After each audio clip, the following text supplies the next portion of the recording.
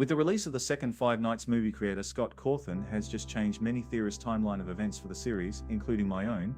The dates for the movie and the established characters are now viewed differently, requiring a good reset to the story.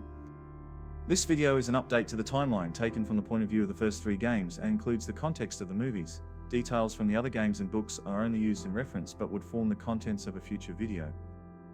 During the first three games, we get our information from middle management representative, the phone guy in 1987 at the Freddy Fazbear's Pizza location.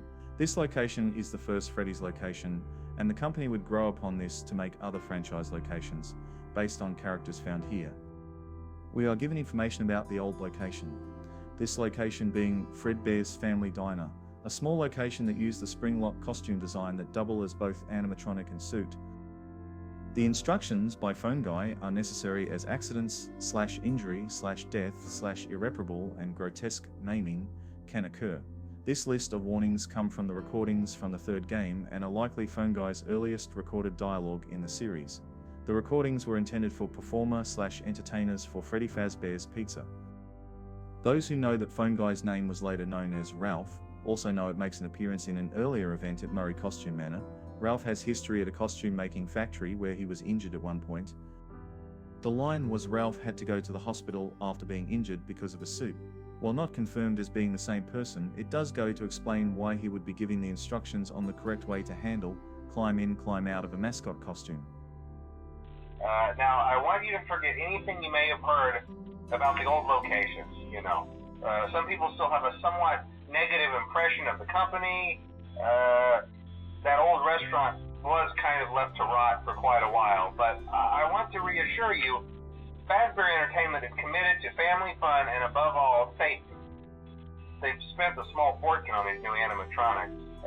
Facial recognition, advanced mobility, they even let them walk around during the day. Isn't that neat?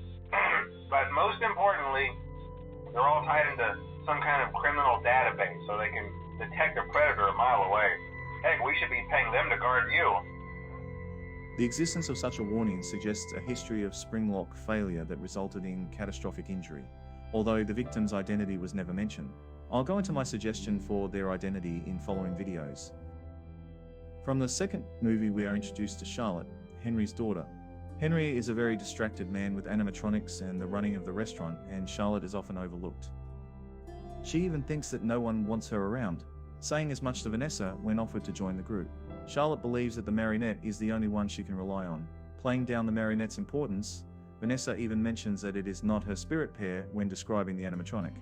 The bond between these two are stronger than our first seeing her. At the Freddy Fazbear's Pizza location, we learn that back in 1982, William was singling out children and taking them to the back rooms of the restaurant. They were unconscious moments after capture, suggesting the means to force them to sleep. This could be connected to the story. Return to the pit, where party hats allow control over children and put them in a compliant state. Their awareness was affected, making them easier to move around. When Charlotte enters the restricted area of the restaurant in pursuit of Spring Bonnie, it was Vanessa that tried to stop her. Vanessa knew what was happening and was actively helping her father by keeping others from learning the truth. Charlotte recovered the child but was pursued by Spring Bonnie. She died on stage on Freddy Fazbear's Pizza. Her body fell into the arms of the Marionette. Charlotte knew William did it but didn't hate him. She blamed the parents for ignoring her calls for help. This line by Vanessa could tell us that Charlotte's emotions had locked her into a pattern of targeting the parents. This realization suggests the importance of how the victim had died. As victims are typically connected with their happiest day, those children go on to play and stay neutral. Charlotte, on the other hand, died being ignored by the adults who could have stopped the event. She remembers that they couldn't stop it, and because of this she would continue to remember their inaction. Charlotte's last emotion was rage, and it was that emotion that defined the character she would become in Marionette. While the restaurant was running, the use of spring-lock costumes at Freddy Fazbear's Pizza required employees to be trained in how to use them. Phone guy mentions the manufacturer provided hand cranks that was required to release the spring-lock mechanisms. These costumes would double as mascot costumes. This appears to follow with Murray Costume Manor's creation of mascots for Fazbear Entertainment prior to the restaurant franchise.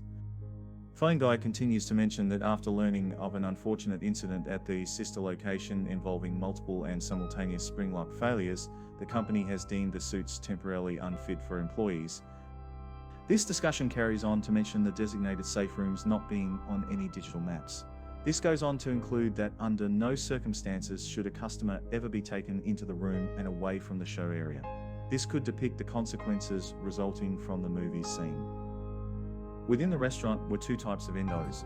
Firstly, the prototypes were used but didn't last too long. These models were falling apart, and following bad news from Fredbear's family diner, some updates were required. In the security puppet minigame, we see a child locked out. If this was Charlotte, and it was the other children that locked her out, then this minigame is the precursor to the second movie. Charlotte, in 1982, didn't want to sit with the other children. She had made up her mind that that group of children wasn't likely to be her friend. She let Vanessa into her group as well as the Marionette. If the minigame was to tell us anything, it could be that Charlotte was locked out. She got wet from the heavy rain and collapsed along the side of the restaurant. The Marionette broke free of her box and went to Charlotte's aid. It has been believed by the community that Charlotte had died here, but did she? Was this the event that led Charlotte to trust the Marionette exclusively? The line from Henry in the later pizzeria simulator stated, "My daughter, if you can hear me, I knew you would return as well. It's in your nature to protect the innocent. I'm sorry that on that day, the day you were shut out and left to die, no one was there to lift you up into their arms, the way you lifted others into yours. And then, what became of you? I should have known you wouldn't be content to disappear. Not my daughter. I couldn't save you then, so let me save you now." The line mentions being shut out and no one was there to lift you up into their arms. We as a community connected the shutout to the Feed the Children minigame, although the line from the minigame mentioned help him. The movie has now implied that shutout meant from parents unwilling to listen, and the lift you up wasn't done by any person. This changes the emphasis of the line, making the minigame instead about the reason why Charlotte trusts the Marionette so much. The Marionette went to find her when she needed it the most. Marionette protected her until help had arrived. Charlotte survived the cold rain that night because a machine was there to protect her. The second version to be released was the sleek and shiny toy animatronics. These models came with facial recognition due to an earlier event. We also learned that they were wireless controlled, sometimes by Marionette. This would help with performances, if not for Charlotte's soul being filled with rage. The newspaper articles from the first game set the scene for the next game. Kids vanish at local pizzeria, bodies not found, plus 5 children now reported missing. Suspect convicted both come from the Freddy Fazbear's pizza location. A man dressed as a cartoon mascot lured them into a back room. While the suspect has been charged, the bodies themselves were never found. The missing children were the result of William using the Spring Bonnie costume. Just as we saw in the second movie, these incidents would be made into the stories spoken by Toy Chica during her high school years television show, with the later released Pizzeria Simulator game. There are a variety of arcade games provided in the second game. Each game tells us of the attempts by Charlotte and the animatronics to help the children, while being reminded they can't be saved. Marionette has the ability to control and compel the animatronics to act. Even though the music box was in place by Vanessa to slow her, Charlotte could still act through other animatronics. From the minigame Take Cake. The prototype Freddy is in a room surrounded by children eating pizza. Freddy is not able to get to the child outside while series antagonist William Afton drives up. The child, a boy, is singled out by William and the child's life is taken. If Freddy is successful in making the children happy, then he begins moving slower and slower. Eventually, the Marionette will jump scare the player. From the minigame Foxy Go Go Go, the prototype Foxy is in his pirate cove and regularly performs for children, every hour on the hour. On the third hour, Purple Guy is present and the children have already passed away. Foxy is unable to stop his actions. The foul play suspected. Detective leading investigation appear in the second movie's opening title scene. This reference is the novel's Detective Lawson, who investigated Henry and William following the crimes. As William's history had been shared to the public and Fazbear Entertainment during the investigation, William would need to spend the next few years using aliases to stay around the Fazbear restaurant. Among the children of the restaurant, William seeks out children from other locations. A picnic ground in Nebraska is where he takes Garrett Schmidt from. This action damages irreversibly the Schmidt family. The family would try for another child. Although daughter Abby does not bound the family together as was expected, both mother and father break apart from the children. This leaves the last responsible adult to raise Abby, her older brother Mike. From the second movie, it is reinforced that the animatronics can mistake an employee for another animatronic. The exception is prototype Foxy, who appears to glitch out while trying. I had previously thought that Foxy was somehow better or more sophisticated than the others, although now I suspect it was a flaw in Foxy that made him more dangerous to be around. Foxy was trying to use a recognition system, but it didn't work for him. That is why I have also changed my opinion on the Bite of 87 instigator. I now suspect that Foxy was unable to identify the security guard's badge worn by Jeremy. Within the book Tickets for Fun appears a paragraph outlining the correct use of a security badge. As an official employee of Freddy Fazbear's Pizza, you are required to wear your security badge at all times while on the premises to avoid confusion and any unfortunate situations involving mistaken identity. Fazbear Entertainment is not responsible for any accidental injury, dismemberment, death, or bites resulting from failure to wear your security badge. While Foxy has been known for being out of order, I suspect Prototype Foxy had the problem. When the prototypes were retired, that should have been the end of that problem for Fazbear Entertainment. Said after the Freddy Fazbear Pizza has been closed, the minigame Save Them shows the prototype animatronics being sent out to stop Purple Guy William Afton. One by one it is Shadow Freddy who leads the animatronics to the back room. Although each animatronic is programmed to not see or enter the safe room, William incapacitates the prototypes after each attempt. This shows Shadow Freddy has limited understanding on the restrictions placed upon the animatronics and leads them to their disassembly. Only when the spirits from the missing children's incident emerge to confront William, the fifth spirit is crying while following William. This could be the boy from outside the restaurant from the Feed the Children minigame. While the Freddy Fazbear Pizza location was in trouble, the Freddy Fazbear Pizzeria had its own set of challenges. An event in 1985 had resulting in the loss of more children, and someone wearing a costume was connected. Night guards came to believe that those third-generation animatronics had started acting haunted. In the Freddy Fazbear Pizzeria, the third version of the Endos are used. These become the face of Freddy's, with the brown bear taking center stage for the band. The golden bear costume, called Fredbear, is kept in storage at this location. Both of the spring locks that were kept at Fredbear's family diner are now here. The middle manager, Ralph, or phone guy, has been training staff for years at this location. He takes on the role of night security guard across multiple locations. He regularly avoids the animatronics through a series of hiding, audio distractions, and knowledge of the animatronics' weaknesses. From the story the week before, it was clarified that the phone guy Ralph had been Employee of the Month 22 times. Since Ralph had taken over for the Freddy Fazbear's Pizza guard Jeremy in late November of 1987, 22 consecutive months later would be 1989. This date ties in with the pop culture references found up to the year 1989. By the time Mike hears the messages from Ralph, he had been dead for over a decade. Prior to the events of the first movie, Vanessa has had the role of paramedic. She currently is a police deputy by the time of the movie, set in the year 2000. Vanessa appears actively communicating with William Afton and is very much aware of his plan. Mike Schmidt had been fired from his security guard role at a mall, following his fighting with a man he thought was abducting the child. This was only particularly true as the father was angry at the child for leaving his side. Mike's actions were out of the scope of his role, and because of this he was fired. Requiring employment elsewhere, Mike reluctantly takes the job at Freddy Fazbear's Pizzeria.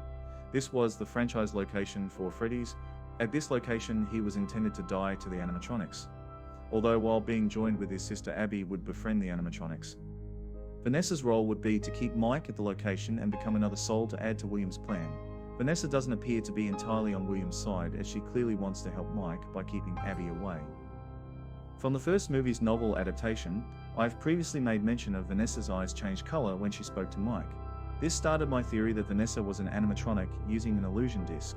By the second movie, Jeremiah is referring to Vanessa as Crazy Eyes. Creator Scott Cawthon has a habit of using future works to help explain his previous ideas. Jeremiah's comments are pointing us towards Vanessa's identity. One of the more difficult points for me to accept is the movie being set in the years 2000 and 2002. This would contradict the previous theory that the pay rate for Mike Schmidt was taken from the year 1993. Although the movie is set 7 years later than predicted, this would mean that Fazbear Entertainment were underpaying staff, and that would make them liable for a civil violation under the Fair Labor Standards Act.